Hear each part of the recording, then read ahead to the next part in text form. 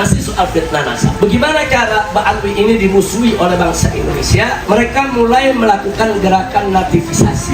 Apa itu nativisasi? Menonjolkan budaya leluhur dengan menyebut Islam itu agama pendatang, Mbak Alwi itu pendatang dari Arab Yaman, ini mereka bukan pribumi, dan seterusnya, saudara. Nah, ini sebetulnya tujuannya untuk mengadu domba. Nggak cukup sampai di situ. Mereka fitnah katanya Mbak Alwi itu tidak mengakui Wali Songo sebagai zuriyatul Rasul. Ini fitnah, sudah.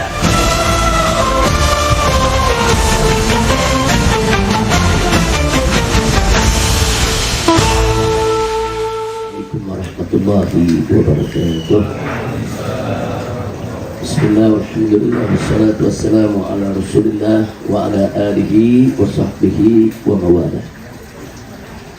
Siyadatul habaib asyurafa wa sa'adatul muhibbin al-kurama, usikum jami'a wa nafsi bi taqwallah wa bi ta'ati rasulillah sallallahu alaihi wasallam. Wa nasallallahu subhanahu wa ta'ala an yaj'alana jami'an minal muttaqin, amin ya rabbal alamin. Satu kebahagiaan bagi saya pada kesempatan pagi hari ini bisa bersilaturahim dengan para habaib dan para muhibbin yang ada di Bandung ini, ya Tuhan. Dan terima kasih kepada Habib Zaki Al-Idrus yang telah menjadi tuan rumah bagi kita semua. Terima kasih kepada Al-Wadidatul Alawiyah yang juga pengurusnya hadir bersama kita di tempat ini. Untuk menghemat waktu, langsung saja kita kepada inti masalah yang tadi disampaikan oleh Rabitoh oleh Habib Faisal, ya kan, tentang isu yang 1 tahun terakhir ini begitu hangat, yaitu tentang fitnah nasab. Sekali lagi tentang fitnah nasab, ya Wah. Jadi saya ingin mengingatkan diri saya, begitu juga segenap para habaib khususnya dimanapun Anda berada, begitu juga para muhibbin, di dalam menghadapi fitnah nasab ini, silakan kita menyikapi sesuai dengan karakter kita masing-masing. Jadi ada yang menyikapinya dengan santun, dengan ramah, dengan lembut, dengan nasihat, silakan. Ada juga yang menyikapinya dengan tegas, saudara, dengan keras, tapi tidak langgar syariat, juga silakan. Ada juga yang menyikapinya lewat prosedur hukum, membawa persoalan ini ke jalur hukum, silakan. Ada juga yang menyikapinya dengan dialog, diskusi, debat, nggak ada masalah, silakan ya Tuhan. Yang penting jangan kita merasa benar sendiri. Nah ini yang repotnya kalau kita sudah merasa benar sendiri. Contoh, yang menyikapi dengan tegas, keras, tiba-tiba nyindir-nyindir, yang menyikapi dengan lembut, saudara. Nah, jadi yang menyikapi dengan lembut, diserang, disindir-sindir, dianggap salah dalam menyikapi, atau sebaliknya, yang menyikapi dengan lembut, dengan santun, sok suci sendiri. Nah, jadi mereka yang menyikapi dengan tegas, dengan keras, disalah-salahkan. Nah, itu nggak betul, itu nggak sesuai dengan akhlak Nabi. Nah ini cara-cara begini nggak betul. Kita langsung aja fokus kepada siapa yang punya masalah, itu yang kita sikapi, bukan kita sikapi sesama kita. Jadi kalau kita sikapi sesama kita, ngawur. Ini di depan ada serangan, saudara, silakan masing-masing menangkal serangan tersebut dengan caranya. Dan kita saling menghormati sesama kita dengan cara yang berbeda-beda, saudara. Nah, jangan sampai serangan datang kita belum tangkal, itu udah saling sindir. Yang tegas nyindir yang lembut, nggak betul tuh cara lembut begitu. Yang lembut nyindir yang tegas, itu ekstrim tuh kekerasan, akhlak Nabi nggak begitu. Ini nggak benar. Sikap-sikap sok benar sendiri, sok suci sendiri, ini yang berbahaya, ya Allah. Maka itu di awal ini sebelum kita mulai sebagai pembuka, tolong yuk kita sikapi dengan karakter kita masing-masing, jangan memaksakan diri, jangan. Jadi yang biasa lembut, biasa santun, teruskan kelembutan, ya Tuhan. Jangan maksa untuk keras, jangan. Yang biasa tegas, teruskan ketegasan, saudara. Yang penting baik yang menyikapi dengan lembut atau dengan tegas atau dengan diskusi, dengan dialog, atau menyikapinya umpamanya dengan prosedur hukum, lewat jalur hukum, jangan ada yang langgar syariat. Intinya itu aja. Jadi tolok ukur kita bukan soal itu lembut atau tegas, bukan. Tolok ukur kita bukan jalur mana yang kita ambil, bukan. Tolok ukur kita jangan langgar syariat. Itu yang paling penting ya, kawan. Insya Allah kalau kita jaga cara ini, masing-masing berjuang sendiri-sendiri atau berkelompok atau bersama-sama, ya kawan, silakan. Semua cara benar selama tidak langgar syariat. Itu dulu yang saya mau garis bawahi ya kawan. Karena saya melihat mulai ada tuh, mulai ada di antara kita sendiri nih yang menyikapi, bukan menyikapi menangkal serangan luar, saling sindir ke dalam. Apa sih yang dicari? Saya sini nggak paham apa sebetulnya yang dicari oleh orang-orang seperti ini. Nah ini juga mesti kita nasihati ke dalam diri kita ya. Nah tolong yuk sama-sama kita tangkal ini serangan, kita tangkal ini fitnah dengan cara-cara yang tidak melanggar syariat. Adapun tentang bagaimana kemasan yang kita mau lakukan, ya silakan sesuai dengan karakter sendiri-sendiri ya kawan. Dan kita sudah tahu ya kawan bahwa fitnah nasab ini bukan hal yang baru. Itu dulu yang saya menggaris bawahi. Jadi supaya kita nggak kaget-kagetan lihat fitnah nasab 1 tahun ini begitu gencar. Saya mau tandaskan terlebih dahulu bahwa fitnah nasab Ahlul Bait Nabi ini bukan baru terjadi kali ini. Nah, yuk kita buka sejarah. Pertama dari mulai zaman Nabi alaihi salatu wassalam. Kita tahu bahwa Nabi alaihi salatu wassalam memiliki beberapa putra anak lelaki tapi meninggal dunia di masa kecil. Nah, sehingga apa yang terjadi? Orang-orang kafir Quraisy ketika itu menghina Nabi ya, soal nasab. Apa mereka bilang kepada Nabi? Muhammad Abtar. Muhammad Abtar. Jadi orang-orang Arab itu kalau ada seorang laki-laki yang tidak punya anak lelaki, nggak punya keturunan dari lelaki, itu disebut abtar. Secara bahasa abtar itu artinya terputus. Tapi kata abtar ini digunakan oleh orang-orang Arab ketika itu untuk menyindir, untuk menghina orang-orang yang nggak punya keturunan. Kau abtar. Karena dulu salah satu tradisi jahiliyah yang tidak bagus, yatafakharuna bil ansab. Mereka tuh selalu membangga-banggakan soal nasab. Kalau mereka punya anak banyak, keturunan banyak, anak laki banyak, itu bangga. Jadi kalau ada yang nggak punya keturunan tuh mereka kucilkan, mereka lecehkan. Nah akhirnya mereka menghina Nabi kita Sayyiduna Muhammad SAW dengan sebutan Abtar, Muhammad Abtar, Muhammad Abtar. Artinya mau ngapain ngikuti Muhammad itu? Muhammad itu kan terputus keturunannya, dia nggak mulia. Mana dia punya nasab yang bagus, keturunannya nggak ada. Nah, saudara, tentu secara basyariah kemanusiaan, saudara, ada rasa sedih di diri Nabi alaihi salatu wassalam. Walaupun sebetulnya nasab itu bukan soal yang utama dalam kehidupan, tapi sebagai seorang manusia, saudara, Nabi tentu ingin juga punya keturunan, saudara. Nah, dari kejadian ini akhirnya Allah Subhanahu wa taala yang menghibur Nabi. Dan Allah yang menjamin nabinya, saudara. Sampai Allah turunkan surat Al-Kautsar. Inna a'tayna kal-kautsar. Jangan lupa tuh. Fasholli li rabbika wanhar. Inna syani'aka huwal abtar. Saudara, kata Al-Kautsar dalam surat Al-Kautsar ini, saudara, kalau kita membuka tafsir, memang ada belasan makna. Ada yang menafsirkan Al-Kautsar yang dimaksud adalah telaga di surga. Ada yang mengartikan Al-Kautsar itu nikmat yang banyak. Ada yang mengartikan macam-macam artinya. Tapi tidak ada satupun ahli tafsir yang menafi atau menolak bahwa surat ini turun berkenaan dengan Nabi saat dihina sebagai abtar, saudara. Itu dulu yang kita catat. Artinya apa? Semua ahli tafsir sepakat bahwa sababun nuzul daripada surat Al-Kautsar ini adalah berkenaan dengan nasab Nabi alaihi salatu wassalam. Sehingga silakan ditafsirkan dengan belasan tafsir makna Al-Kautsar, tapi tetap tidak mungkin bisa lari dari sababun nuzulnya, saudara. Nah, maka itu yuk kita lihat akhir daripada surat Al-Kautsar. Inna syani'aka huwal abtar. Nah, sesungguhnya yang membencimu Muhammad, mereka yang abtar. Mereka yang terputus, bukan kamu ya Muhammad.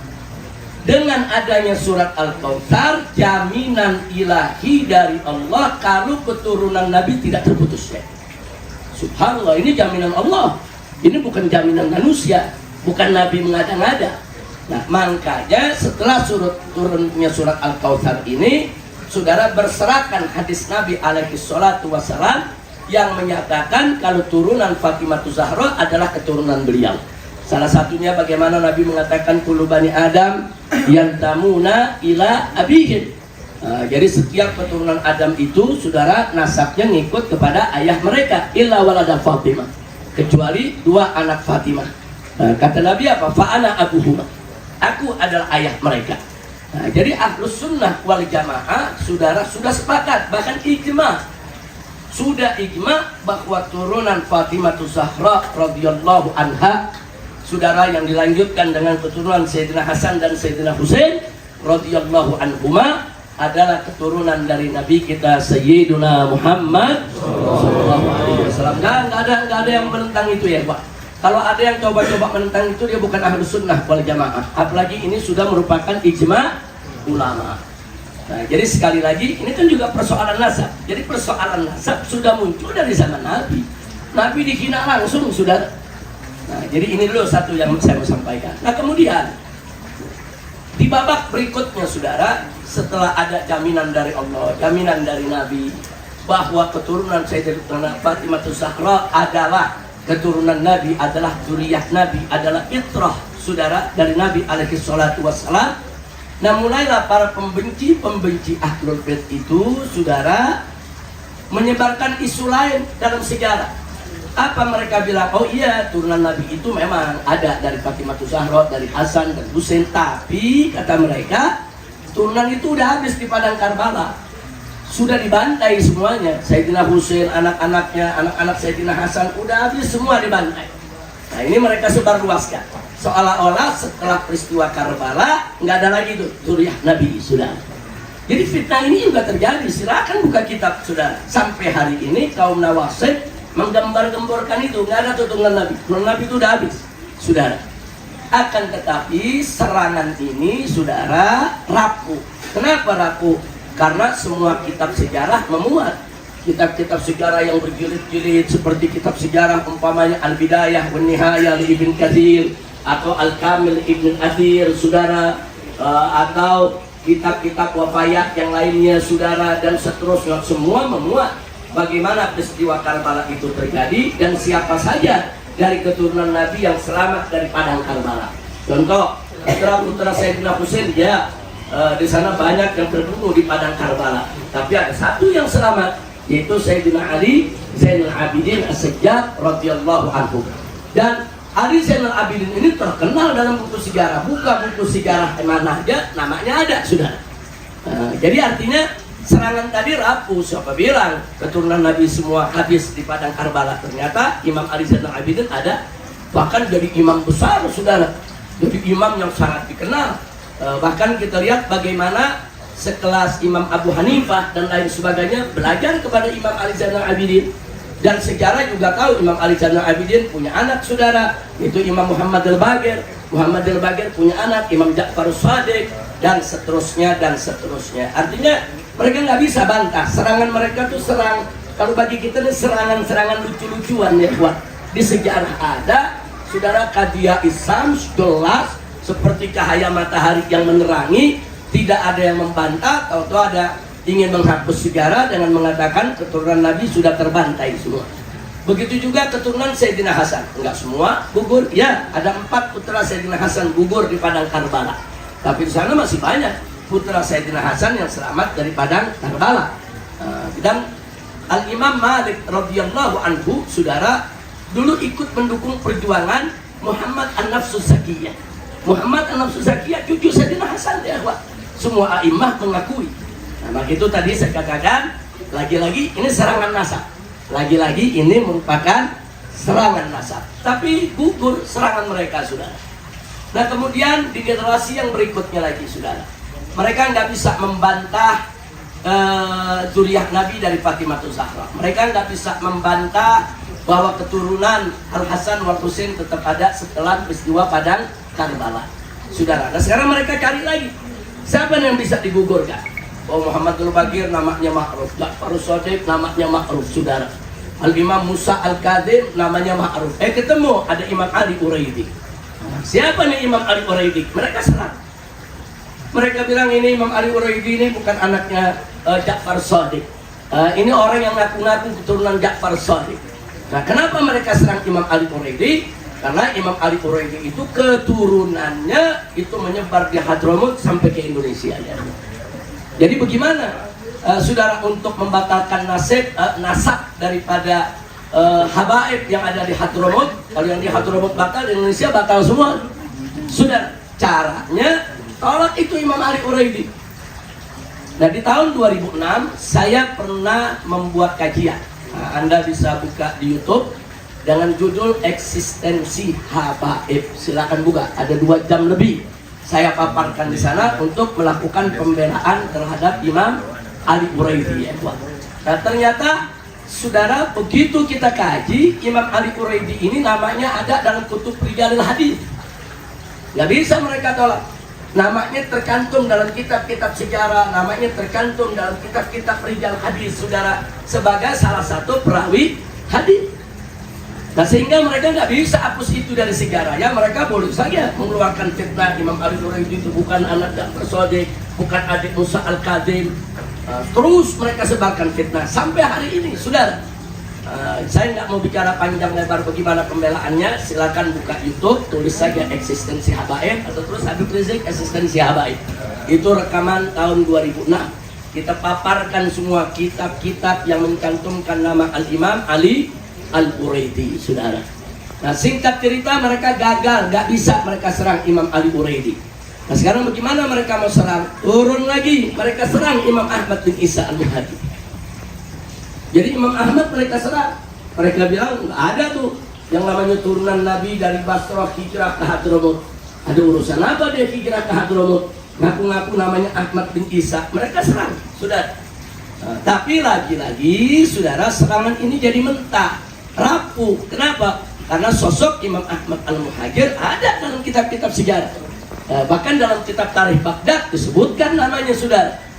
Nah, jadi lagi-lagi serangan itu rapuh. Ini kan namanya fitnah nasab juga. Jadi fitnah nasab bukan baru sekarang.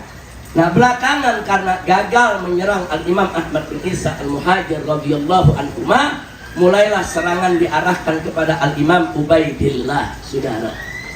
Dengan alasan karena Al-Imam Ubaidillah tidak ada di dalam kitab Syajaratul Mubarakah Al-Imam Ar-Razi. Saya tidak ingin menanggapi jauh-jauh tentang kitab Syajarah Mubarakah karena nisbahnya ke Imam Razi sendiri dipertanyakan. Nah, jadi kalau satu kitab yang masih dipertanyakan, kenapa kita mesti perdebatkan? Jadi di dalam catatan para ulama tentang kitab-kitab karangan Imam Razi nggak ada yang judulnya Syajarah Mubarakah, saudara. Jadi ini pengarangnya siapa? Nah, artinya ini dipertanyakan. Nah, sesuatu kitab yang masih dipertanyakan, nggak jelas pengarangnya siapa, sebetulnya nggak perlu kita perdebatkan lagi, saudara. Nggak usah repot-repot kita perdebatkan. Tapi kalau kita mau memakai iftirat, andai kata anggaplah itu benar daripada Imam Ar-Razi, ternyata masih bisa kok dijawab, saudara. Sesuatu nama yang tidak disebut, saudara, di dalam kitab, yaitu seorang ahli nasab, belum tentu nama itu tidak ada. Bisa jadi dia luput dari ahli nasab yang ini, tapi nama itu ada di ahli nasab yang lain. Nah, karena ahli nasab ini kan bukan satu. Nah, jadi jangan juga Syajarah Mubarakah yang dinisbahkan kepada Imam Razi dianggap seperti kitab suci. Pokoknya isinya udah benar semua. Isinya udah nggak ada salahnya. Belum tentu, saudara. Bisa jadi isinya akan terkoreksi dengan kitab-kitab nasab yang lainnya. Itu kalau kita ingin bicara kitab nasab. Nah, jadi sekali lagi ya ikhwan, apa-apa yang terjadi saat ini fitnah nasab terhadap Imam Ubaidillah ya harus kita sikapi. Nggak boleh kita diam. Kalau kelompok ini hanya mencaci maki, menghina, saya sarankan lebih baik kita diam, nggak usah kita jawab. Tapi kalau kelompok ini sudah mulai ngutak-ngatik, pura-pura ilmiah, berargumentasi pakai dalil, pakai kitab, wajib kita hadapi dengan kitab juga ya. Nah, maka itu saya dorong, saya punya menantu Habib Muhammad Hanif bin Abdurrahman Attas, saudara, untuk hadapi mereka debat. Oh, mereka nantang debat 3 hari 3 malam di Sultanan Banten. Baik, kita kirim. Kita kirim Habib Hanif, saudara, dan kita kirim juga yaitu penasehat DPD FPI, penasehat DPP FPI Buya Qurtubi Jailani untuk mendampingi daripada Habib Hanif, karena beliau termasuk salah satu keturunan daripada Kesultanan Banten, ya ikhwan, dampingi debat. Nah, ternyata yang koar-koar nantang debat nggak datang. Itu fakta, saudara, nggak datang. Nah, jadi kalau mereka mau nantang debat, kita kirim orang yang bisa berdebat. Nah, belakangan mereka sudah kelewatan mengancam sweeping Mbak Alwi. Nah, kalau udah begini saya lihat, oh ini nggak bisa didiemin, saudara. Kalau soal hinaan kita diam. Nah, kalau soal kajian kita lawan dengan debat. Tapi kalau sudah ngancam mau sweeping Mbak Alwi, ini sudah ancaman fisik. Mereka mau seret Mbak Alwi, usir Mbak Alwi, ini nggak boleh didiemin. Nah, makanya jangan kaget kalau saya tantang mereka. Ayo, saya Mbak Alwi, kapan mau di sweeping? Kita tunggu. Nah, jadi yang begini bukan kita sok jago, bukan, karena ini udah ancaman berkelahi, saudara. Ini udah ancaman perang. Nah, kalau sudah diancam perang begini, saudara, habaib yang punya kemampuan untuk melayani tantangan tersebut, sambut itu tantangan, ya. Jangan kita tunjukkan sikap kita yang ragu, apalagi takut. Na'udzubillah min dzalik. Tapi tetap kita harus hormati habaib-habaib kita yang tetap melayani mereka dengan ramah, dengan santun, saudara, dengan diskusi. Tetap kita harus saling melengkapi dan saling menyempurnakan. Insya Allah kalau itu yang kita lakukan, saudara, kita akan mendapatkan pertolongan Allah Subhanahu wa Ta'ala dan keberkahan dalam perjuangan, insya Allah. Nah, jadi artinya di sini saya tandaskan sekali lagi, sikap mereka ini sudah lewat batas, saudara. Nah, lewat batas ini nggak boleh dibiarkan. Dan alhamdulillah ada beberapa habaib datang ke Mabes Polri sudah membuat laporan, walaupun Mabes Polri masih menolak laporan tersebut sampai hari ini, saudara. Dan saya protes keras di mimbar-mimbar. Ada apa Kapolri nggak mau terima itu laporan? Apa orang-orang ini dipelihara oleh Mabes Polri? Apa orang-orang ini dibayar oleh Mabes Polri, atau dibayar oleh BIN, atau dibayar oleh rezim, atau sengaja dipelihara untuk mengalihkan perhatian dari persoalan-persoalan besar bangsa? Jangan lupa sekarang ini negeri kita tidak sedang baik-baik saja, saudara. Korupsinya ini sudah bukan lagi 1-2 triliun, total jumlahnya udah ribuan triliun dikorupsi. Ini korupsi, selesai korupsi ini ada korupsi itu, selesai korupsi itu ada korupsi ini lagi, selesai korupsi ini ada ini. Ini ribuan triliun dikorupsi. Ini koruptor-koruptor, saudara, ingin menyelamatkan diri. Nggak sampai di situ, berbagai macam kejadian pelanggaran HAM terjadi di kita punya negeri. Belum lagi yang cawe-cawe politik seenaknya, nabrak undang-undang, nabrak konstitusi. Ini perlu pengalihan supaya masyarakat tidak menyoroti ini, supaya masyarakat nggak nguber para koruptor, supaya masyarakat tidak menyerang para oligarki. Perlu ada pengalihan. Apa pengalihannya? Serang nasab. Serang nasab ramai 1 tahun nggak habis-habis sampai hari ini, saudara. Nah, sekarang kita jujur aja, kenapa jadi harus nasab yang diserang? Kenapa kau nggak serang para koruptor? Kenapa kau nggak serang itu kebangkitan PKI? Kenapa nggak serang itu pelanggaran-pelanggaran HAM yang terjadi di kita punya negeri? Ada peristiwa Kanjuruhan, ada peristiwa KM50, ada peristiwa Afif Maulana, ada peristiwa Vina, ada peristiwa Sambo. Ini pelanggaran HAM berat semua, saudara. Belum lagi ada cawe-cawe politik, saudara. Nah, jadi kalau pertanyaannya, emang nggak boleh seorang presiden menjadikan anaknya sebagai gubernur, atau anaknya sebagai menteri, atau anaknya mau diangkat, didorong supaya jadi wakil presiden? Jawabnya dalam sistem demokrasi boleh saja, silakan saja, tapi dengan syarat jangan ngutak-ngatik aturan. Nah, ini yang jadi persoalan kan, aturan ngutak-ngatik. Oh, pengen dorong anak jadi wakil presiden, tapi umurnya belum cukup, undang-undang melarang, undang-undangnya dirubah, ya. Ini namanya cawe-cawe politik. Nah, kemudian mau dorong lagi, dia punya anak yang lainnya untuk jadi gubernur, ternyata usianya belum cukup juga, saudara. Dorong lagi, ubah lagi aturan. Ini yang nggak boleh. Kenapa bukan ini yang kita soroti? Kenapa urusan nasab? Urusan nasab, ente percaya nggak ada masalah, ya. Oh, ada orang nggak percaya bahwa Mbak Alwi ini nasab turunan Nabi, nggak apa-apa, itu hak dia kok, sudah. Terus sebagian lagi ada yang percaya, yakin, itu juga hak dia, sudah. Jadi nggak usah pakai saling menyerang. Silakan aja yang percaya lanjutkan, yang nggak percaya stop. Karena Mbak Alwi juga tidak diajarkan, saudara, untuk ngemis-ngemis pengakuan. Nah, jadi mau percaya silakan, nggak percaya juga silakan, saudara. Karena dalam ilmu fikih soal nasab sudah jelas bahwa itsbatun nasab itu ada syuhra atau istifadah. Selesai. Nggak ada tuh itsbatun nasab dengan DNA, nggak ada. Bahkan DNA itu ditolak oleh para fuqaha. Di zaman sekarang ini semua fuqaha dari semua mazhab menolak DNA itu untuk alat itsbatun nasab. Itsbatun nasab itu, saudara, ada dengan jalan syuhra atau dengan jalan istifadah. Nah sekarang sudah jadi ijma ulama ahlus sunnah wal jamaah lewat jalan syuhra dan istifadah bahwa Mbak Alwi adalah keturunan Nabi. Selesai. Anda ahlus sunnah, ikuti kaidah ini. Kalau Anda tidak mau ikut kaidah ini, Anda bukan ahlus sunnah. Tapi nggak ada yang paksa Anda untuk percaya atau meyakini. Nah, saya rasa jelas tuh ya, Wak. Jadi artinya di sini Mbak Alwi juga tidak usah panik, nggak usah maksa-maksa orang ngakuin kita. Terserah mereka mau ngakuin silakan, mereka nggak mau ngakuin silakan, mereka mau benci juga silakan, saudara. Dari dulu kita udah banyak kok yang benci. Nawasib itu kan kaum pembenci Ahlul Bait. Dari dulu bukan lagi dibenci, kakeknya Mbak Alwi pada dibunuh, saudara. Sayyidina Husain dipenggal, kita bisa lihat, saudara. Kemudian belum lagi ada Imam Zaid bin Ali Zainal Abidin juga dibunuh, saudara.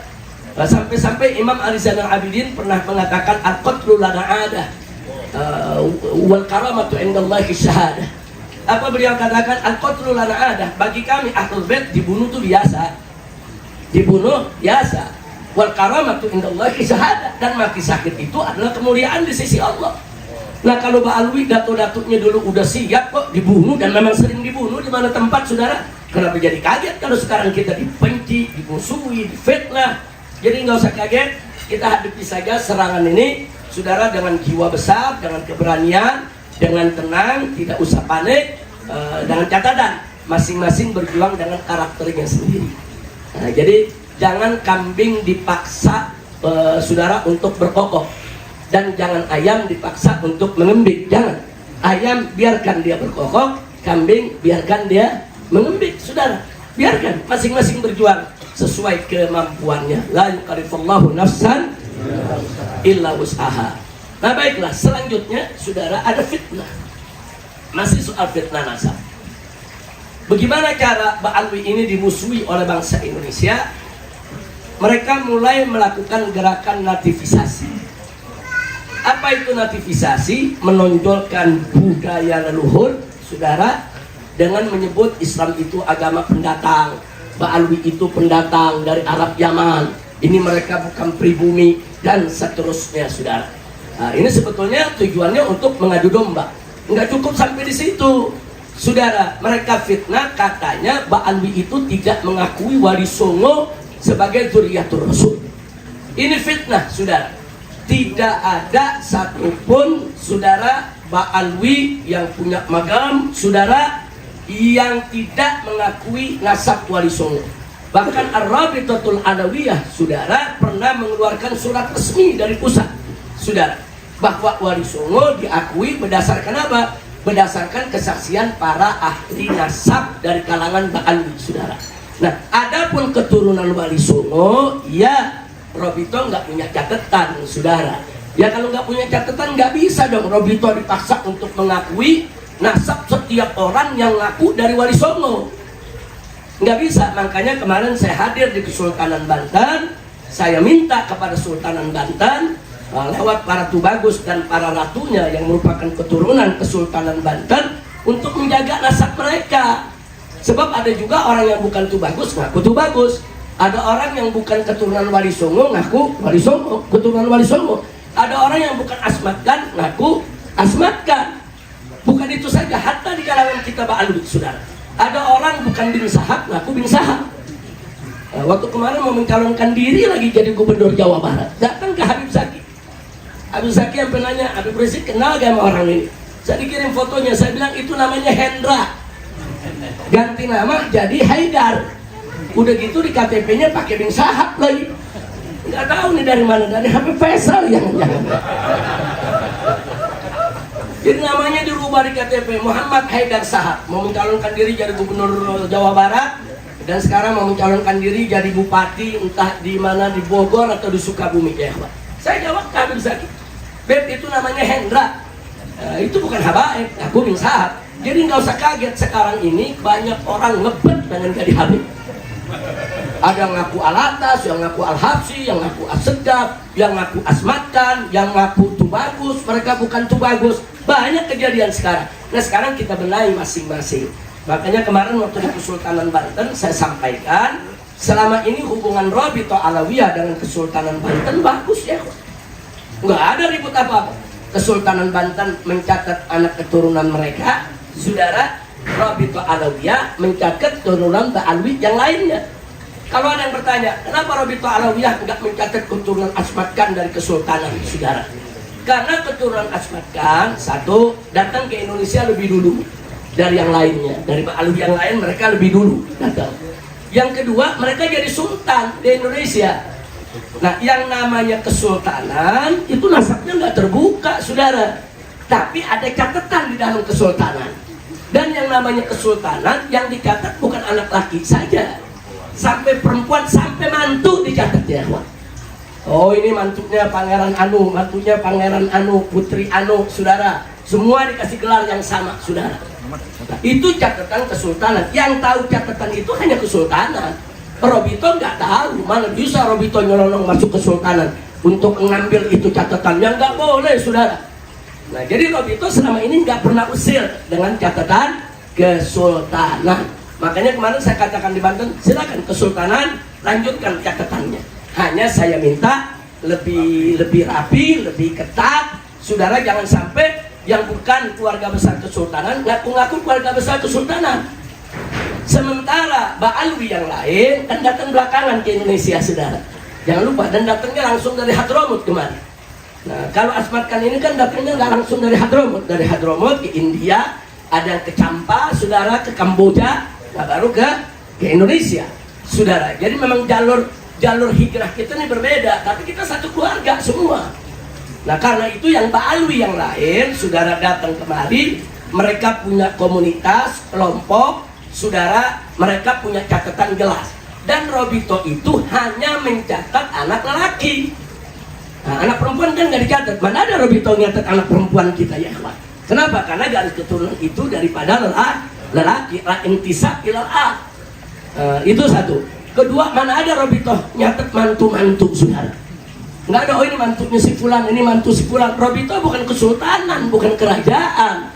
Rabithah hanya mencatat nasab silsilah Ba'alwi, saudara, dari bapak ke anak ke cucu, hanya garis lelaki. Mantu nggak dimasukin, nama istri nggak dimasukin, nama anak perempuan tidak dimasukkan. Rabithah nggak punya catatan. Orang tanya, coba mana daftar nama-nama istri para habaib dulu, nggak punya, saudara. Mana nama-nama putri, mana nama-nama mantu, nggak ada. Kalau kesultanan punya ya.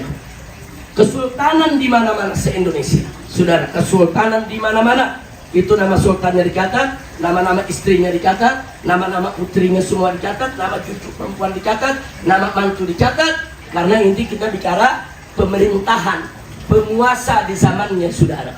Nah jadi tolong ini dipahami. Makanya kemarin saya katakan yang Asmatkan, yang catatannya ada di Kesultanan Cirebon, yang ada catatannya di Kesultanan Banten, biar mereka yang jaga ya, Pak. Nah, mereka sudah punya tradisi seperti itu. Anak, istri, cucu, perempuan, anak perempuan dicatat. Nggak usah kita usir. Itu hak mereka ya, Pak. Karena mereka memang keturunan kesultanan. Adapun tradisi Ba'alwi di Rabithah tetap kita pertahankan, bahwa kita hanya mencatat garis keturunan lelaki ya, Pak. Nah ini yang perlu kita sampaikan. Dan sambutan Kesultanan Banten kemarin luar biasa. Kesultanannya, saudara, umatnya di sana, lautan manusia, mereka menyambut dan mereka sepakat deklarasi itu. Sebetulnya urusan nasab sudah selesai.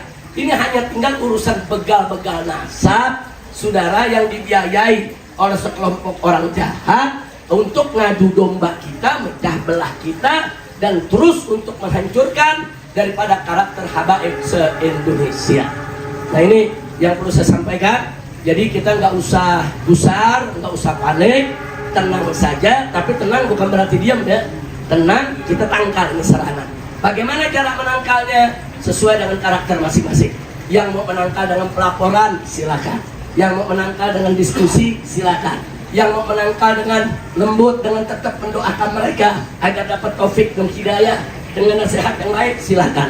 Yang mau menghadapi mereka saudara dengan tegas, keras, saudara, silakan, selama tidak melanggar syariat. Nah, ini yang perlu saya sampaikan. Baik, sebelum saya akhiri, saudara, kalau mereka memfitnah Pak Alwi nggak ngakui nasab Wali Songo, siapa bilang? Saya buka kitabnya, saudara. Ini kitab Khidmatul Ashirah. Kitab Khidmatul Ashirah ini sebetulnya rangkuman ringkasan dari kitab Samsud Dhahirah, saudara. Kitab ini ditulis, saudara, disusun oleh Al-Habib Ahmad bin Abdullah As-Saggaf Al-Alawi. Beliau seorang mu'arrikh dan nasabah.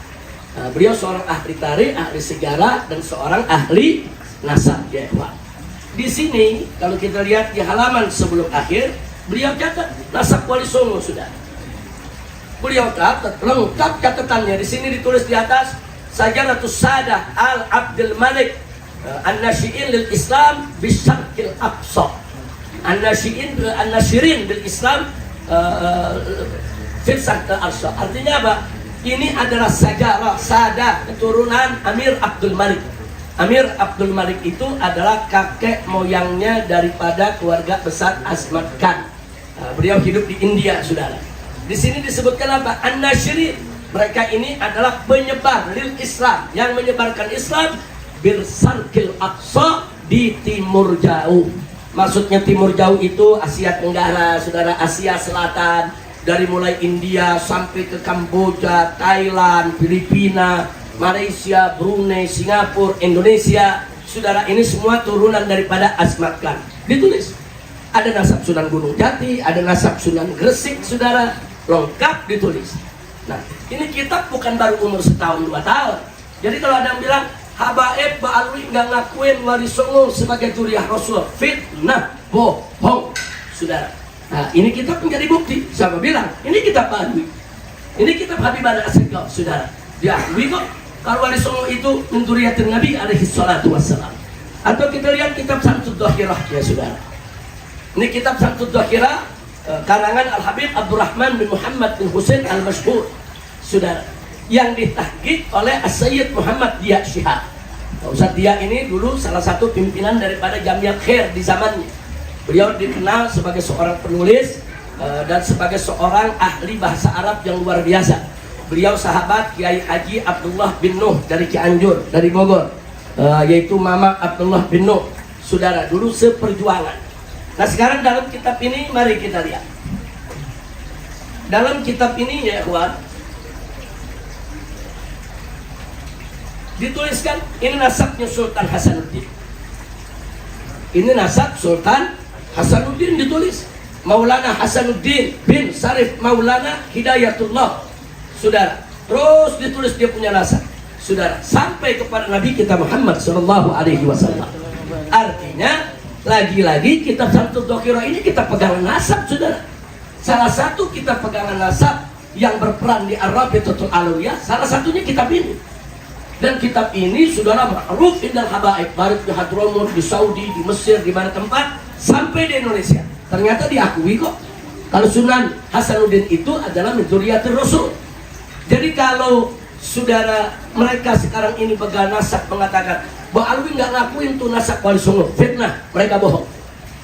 Kalau mereka katakan enggak ada nih Habib Fulan nggak ngakui, kalau oknum yang nggak mengakui, jangan itu dikatakan pendapat semua habaib. Saudara, kalau oknum belum tentu oknumnya nasabah, belum tentu oknumnya mu'arrikh. Kalau ini jelas-jelas ini kitab nasab, yang nulisnya ahli nasab. Ini kitab nasab, yang tulisnya ahli sejarah, saudara. Nah, nggak sampai di situ. Nah, ini lagi saudara, ada Risalatul Atraf karangan Al-Habib Alwi bin Tahir Al-Haddad Mufti Johor. Siapa nggak kenal Mufti Johor, saudara? Nah, ini juga seorang mu'arrikh dan seorang nasabah. Di dalam kitabnya ini, saudara, dia rincikan semua nasab-nasab daripada para sunan, saudara. Nah, jadi artinya apa? Siapa bilang Pak Alwi tidak mengakui Wali Songo itu bagian daripada dzurriyyatur Rasul? Yang jadi masalah, pertanyaan mereka, tapi kenapa Robito nggak mau keluarkan nasab untuk anak cucunya. Saudara, dari sunan-sunannya, wali songonya, Robito punya catatan dari nasabah mereka. Tapi anak keturunan mereka, Robito nggak punya catatan. Kalau Robito nggak punya catatan, Robito tidak punya hak untuk menolak atau membenarkan nasab mereka. Orang nggak punya catatan, sama juga la-adri, saudara, nggak tahu. Nah, jadi jangan salahkan Robito kalau Robito tidak ingin mengeluarkan nasab kepada orang-orang yang mengaku sebagai keturunan Wali Songo. Lagi pula dalam Robito, kalaupun mereka mengaku keturunan Wali Songo, yang diakui oleh Robito kan hanya garis lelaki, saudara. Nah, banyak dari mereka yang mengaku dari ibu, saudara, binti ibu, baru ke Wali Songo, saudara. Nah, kalau dari garis perempuan, memang Robito bukan hanya Ahmad kan, kita nih semua. Yang alai terus, yang al-habsi, yang al-atas, nggak ada garis perempuan dicatat oleh Robito, saudara. Nah, kira-kira jelas ini ya. Nah, ini yang perlu kita sampaikan. Ini 3 kitab ini saja udah cukup bagi kita, saudara. Terus mereka bilang apa, saudara? Bahwa nasab Ba'alwi nggak diakui oleh lembaga nasabah internasional. Sampai-sampai saya sesalkan, ada surat dari salah satu cabang organisasi di Garut, saudara, itu mengeluarkan surat nggak boleh undang habaib karena nasabnya nggak jelas. Harus ada pengakuan internasional dulu. Innalillahi wa inna ilaihi raji'un. Saudara, saya punya satu lembaran menarik. Ini salah satu saudara kita, marganya saudara Belfagi. Marganya Bang Belfagi. Belfagi Ba'alwi bukan? Ba'alwi. Dari Ubaidillah bukan? Dari Ubaidillah. Dia mendapatkan itsbat nasab, saudara, dari seluruh lembaga nasab sedunia. Ini sertifikatnya. Dan ini tanda tangannya semua. Coba kita lihat. Ini nasab nggak tanggung-tanggung, ini semua ada. 1, 2, 3, 4, 5, 6, 7, 8, 9, 10, 11, 12, 13, 14, 15, 16, 17, 18, 19, 20 lembaga nasab. Semuanya internasional. Lembaga nasab dari Irak, dari Libya, dari Maroko, saudara, dari Yaman, dari seluruh dunia. Dan di sini ditulis Fulan bin Fulan Balfagi, terus saudara, sampai Imam Ubaidillah bin Ahmad al-Muhajir. Artinya lembaga nasab seluruh dunia mengakui kalau Imam Ubaidillah adalah anak Imam Ahmad bin Isa. Mau apa lagi bukti yang mereka cari? Tapi sebetulnya mereka bukan mau cari bukti, bukan, saudara, bukan. Mereka mau cari bukti, bukan. Mereka hanya ingin, saudara, yaitu karakter assassination. Mereka hanya ingin membunuh karakternya habaib, itu aja. Nah, jadi sekali lagi kalau kita mau keluarkan, banyak sekali. Masih ada satu buku lagi, saudara, judulnya Sultanah Banten. Ini dikarang oleh tadi, yaitu dikarang oleh Al-Habib Ahmad bin Abdullah As-Segaf, saudara. Dan ini sudah ditahqiq, saudara, oleh Dr. Muhammad bin Abi Bakar bin Abdullah Bazek, dan yang satu lagi oleh Kiai dari Indonesia, yaitu Kiai Haji Abu Mustafa Asif Abdul Qadir Jailani, saudara. Di sini lengkap nasab daripada Kesultanan Banten dimuat, ya ikhwan. Nah, bahkan nggak sampai di situ, saudara. Ini kitab Tajul A'ras, saudara. Kitab Tajul A'ras ala Manaqib Habib Al-Qutb Shalih bin Abdullah Al-Attas. Ini karangan As-Sayyidus Sarif Al-Habib Ali bin Husain Al-Attas. Di buku ini, saudara, kita sudah kasih tanda. Mari kita lihat, saudara. Di sini diceritakan tentang Kudu Musada Ali Asmat Khan minal Hind. Kedatangan keluarga besar para sayyid daripada Asmat Khan dari India ke Indonesia. Diceritakan dan dimasukkan nasab Wali Songo, saudara. Nah, jadi artinya yang As-Segafnya, yang bin Sahabnya, yang Al-Mashhurnya, yang Al-Attasnya, saudara, ini semua ahli nasab. Ini semua ahli sejarah. Dan semua mengakui kalau Wali Songo min dzurriyyatir Rasul. Ya, ada perbedaan tentang Sunan Kalijaga dan Sunan Muria, saudara. Tapi selain Sunan Kalijaga dan Sunan Muria, itu boleh dikatakan disepakati oleh kalangan Ba'alwi kalau mereka semua adalah Ahmad Khan. Artinya, kalau mereka semua Ahmad Khan, berarti mereka semua Ba'alwi, sama sama kita. Berarti mereka semua turunan Imam Ubaidillah. Jadi kalau Imam Ubaidillah mereka protes, mereka batalkan itu nasab, berarti Wali Songo batal nasabnya semua, ya. Nah, makanya kemarin di Banten saya sampaikan, saya katakan yang mereka serang bukan nasab Ba'alwi aja, Yang mereka serang bukan nasab habaib aja, bukan nasab kita orang. Mereka serang nasab kesultanan, saudara. Mereka serang itu nasab Wali Songo, saudara. Ya, Wali Songo punya manuskrip banyak. Ada yang mengatakan dari Musa Al-Kadzim, ada yang mengatakan dari lainnya, saudara. Tapi dari semua manuskrip yang terbanyak, yang paling akurat, menyatakan mereka semua azmatkan. Kalau mereka azmatkan, otomatis mereka keturunan Imam Ubaidillah. Nah, kalau mereka keturunan Ubaidillah, berarti kalau Imam Ubaidillah tidak diakui, maka Wali Songo juga nggak bisa diakui, saudara. Bahaya ini. Nah, makanya kemarin saya sampaikan di Kesultanan Banten, hati-hati, yang diserang bukan kami saja. Anda ini para tubagus, para ratu yang berasal daripada keturunan Sultanan Banten, Anda diserang semua. Anda juga nggak boleh diam.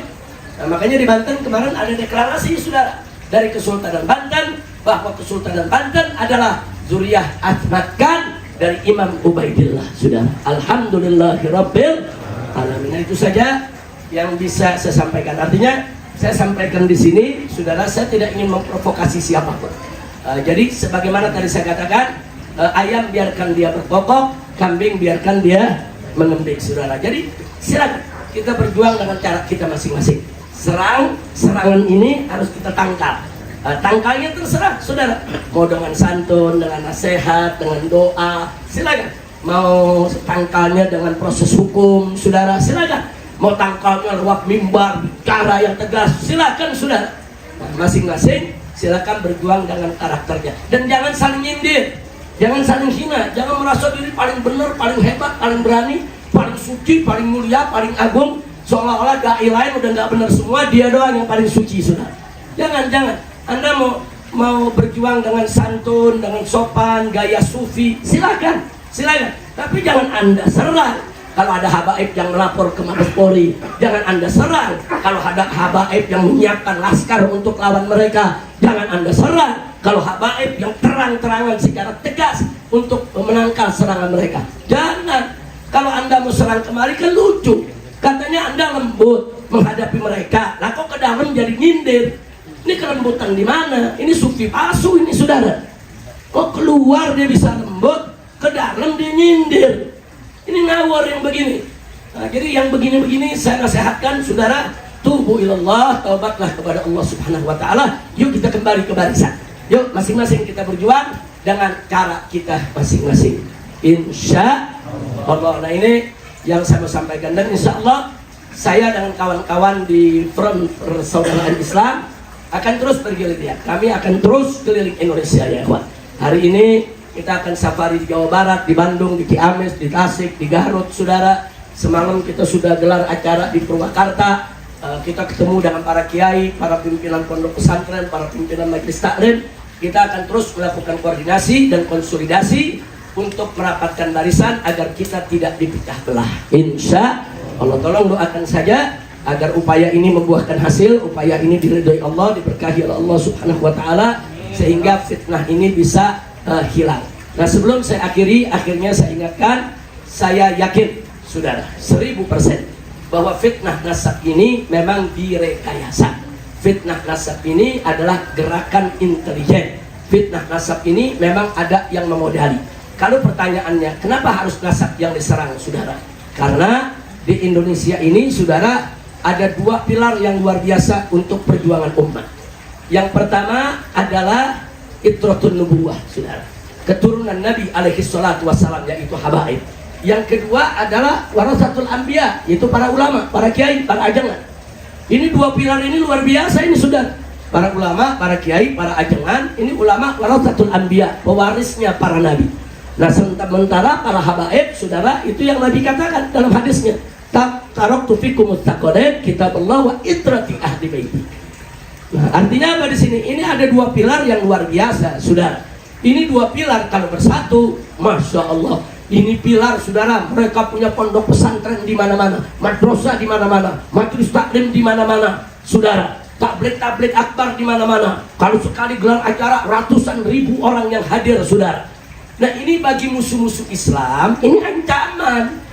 Bagi orang-orang politisi busuk, ini ancaman. Ini harus dibubarkan, saudara. Makanya jalan pertama, kiai sama habaib diadu domba. Nah, mulainya dari mana? Dari kiai-kiai yang memang keluarga besar daripada keturunan Wali Songo diadu dulu dengan habaib. Nasabnya lah difitnah, nasabnya lah diobok-obok saudara. Tujuannya apa? Supaya kiai, ulama, dan habaib tidak bersatu. Karena kalau bersatu ini menjadi ancaman saudara. Dan mereka pelajari itu dari aksi 411 dan 212 di Jakarta. Mereka lihat pada saat aksi 411 dan 212 di Jakarta saudara, itu habaibnya, ulamanya, kiainya, ormas-ormas Islam semua, dari NU-nya, Muhammadiyahnya, Al-Irsyadnya, Persisnya saudara, semua bersatu datang turun ke Jakarta rame-rame. Di aksi 411 ada 3 juta orang lebih, di aksi 212 ada 8 juta orang lebih saudara. Dan ini menakutkan mereka. Dan ternyata saudara, mereka lihat dengan mata kepala mereka, begitu umat Islam bersatu di mana-mana, Ahok yang didukung oleh Jokowi, yang didukung oleh para menteri, didukung para jenderal, didukung para konglomerat, yang di atas kertas mestinya menang dalam pilkada Jakarta, ternyata kalah. Dari sini saudara, studi intelijen menunjukkan bahwa kekuatan umat ini bahaya kalau disatukan oleh kiainya dan para habaib. Ini bahaya. Nah, ini bisa ngobok-ngobok kekuasaan mereka saudara. Kenapa? Karena mereka ingin berkuasa terus dan mereka ingin terus merampok kekayaan negeri ini. Nah, dianggap keberadaan habaib, ulama yang bisa menggerakkan umat ini menjadi ancaman yang bisa menghalangi keinginan syahwat politik mereka saudara. Maka itu kalau mereka ingin berkuasa dengan leluasa, ingin merampok harta rakyat dengan kekuatan umat harus dihancurkan. Bagaimana menghancurkan kekuatan umat? Hancurkan habaibnya sama kiainya. Nah, sekarang ini dihancurkan habaib dulu nih. Oh, besok kiai saudara gilirannya, lihat aja, akan ada saatnya saudara. Nah, makanya sekarang ini kita lihat saudara di berbagai tempat. Sekarang ini ada kiai-kiai palsu ditampilkan. Kiai-kiai palsu ditampilkan saudara untuk apa? Untuk merusak nama kiai, untuk merusak nama pesantren. Dirusak sama mereka dan mereka dilindungi saudara. Enggak, dari tangkap-tangkap, udah dilaporin, diperiksa juga enggak saudara. Udah nyata-nyata sesat, menyesatkan, membuat gaduh di tengah masyarakat, dukun dianggap kiai.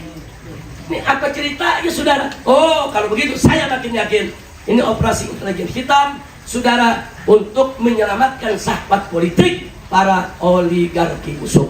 Jadi hadapi ini dengan tenang.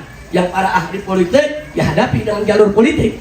Nah, makanya saya kemarin saya tegur supaya anggota DPR dari kalangan habaib kan banyak, anggota DPD dari kalangan habaib kan banyak. Jangan diam dong, panggil itu Kapolri. Kita nggak bisa panggil Kapolri saudara, tapi mereka bisa panggil Kapolri. Panggil. Kenapa laporan tentang fitnah nasab tidak Anda tidak lanjuti?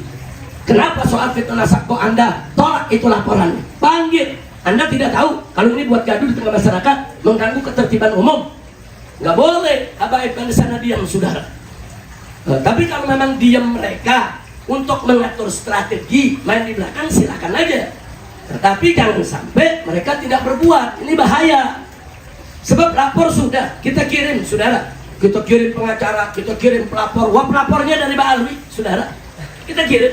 Sudah kita buat laporan, kita sudah berdebat di Mabes Polri, tetap mereka tolak. Nah, terus kalau mereka udah tolak, siapa yang bisa manggil Kapolri? Yang bisa manggil Kapolri, Presiden, dan DPR. Sampai DPD, saudara, mereka bisa punya wewenang. Nah, kalau Kapolri dipanggil nggak datang, saudara, mereka bisa copot. Nah, maka itu, yuk, yang ada di sini, kalau yang punya akses ke keluarga, kerabat, teman, yang jadi anggota DPR, para habaibnya yang jadi anggota DPD, tolong bergerak. Stop fitnah nasab ini. Kami berjuang di atas mimbar, ada yang berjuang di tengah masyarakat, dan mereka juga harus berjuang lewat jalur daripada legislatifnya. Insya